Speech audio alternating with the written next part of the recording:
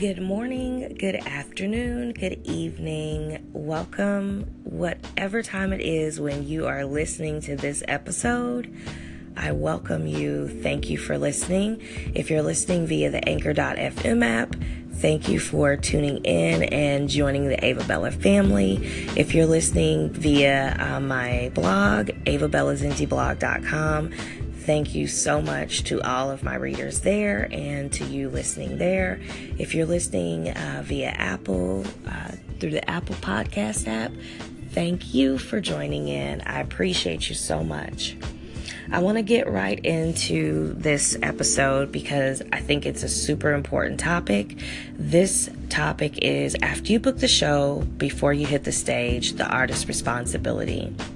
So I wanted to elaborate on this topic because I wanted to really define what a talent buyer does and does not do, and what the artist's responsibility is when you've booked a gig. So I want this to be super quick and I wanted to make the most of my 5 minutes. So what has worked for me working with talent buyers? These are just a few quick tips. I establish contact with the talent buyer. If you self-manage, then it's up to you to maintain communication with the talent buyer. In some cases, the talent buyer might be referred to as the promoter or the person presenting the gig. If you have management, then your management needs to have their information. In most cases, you may not interact much with the venue or the venue management unless the venue owner or manager is also the talent buyer.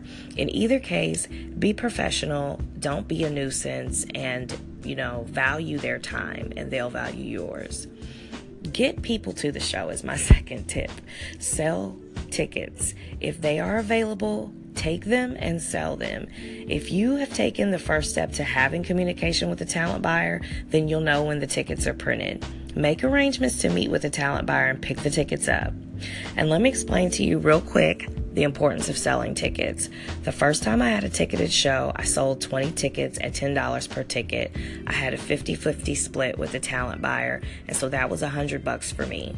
After I sold the first 20, I got some more. Whatever I didn't sell, I gave back to the talent buyer with the money, the 50-50 split, and they have to be accountable for the venue and their accounting system. But because I was the only artist at that show that sold tickets, I was the only one that got paid. So tickets are important, y'all. If they're available, sell them. Hand out flyers is my third tip. Since I knew that there were flyers and I had been in contact with the talent buyer, I asked for some and I handed them out. I put them in high traffic areas throughout the city in addition to circulating them online, a digital version. So when there aren't flyers available, I make my own. No excuses, y'all. There's so much technology available. There's apps that you can use right on your phone. Like, no excuses. Promote and get people to the show. Get to the show early, my last tip. I always arrive at the venue about 45 minutes before the show to set up, merch, to make sure that my money that I have to give, for the split goes to the talent buyer, and I do my line check and I make sure that the DJ has my music on a flash drive and that he can actually play it. A lot of DJs have MacBooks, some still have a Windows-based laptop, so you want to just make sure that your music can play.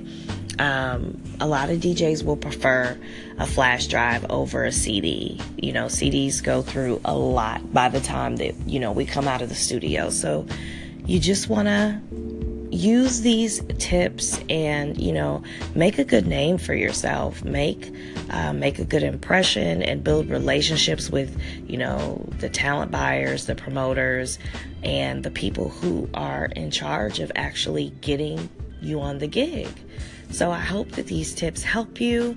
There's actually going to be a second part to this particular episode. I want to go a little deeper on this topic and talk to you all about what a venue actually costs.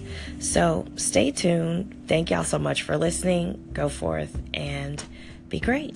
Remember, there's an art to everything. Hey, it's AvaBella, the Indie Boss from Indie Boss Talk Podcast. With so much content whizzing around out there, there's only one storytelling platform that helps you keep calm and stay informed and inspired: Flipboard. Flipboard curates the world's stories so you can be smarter in your work, life, and play. Choose from thousands of topics to personalize Flipboard and get the latest stories from the best publishers and experts delivered to you 24/7. When you see the stories that you want to save or share, you just tap the plus button to add them to the private or public collections. It's that simple.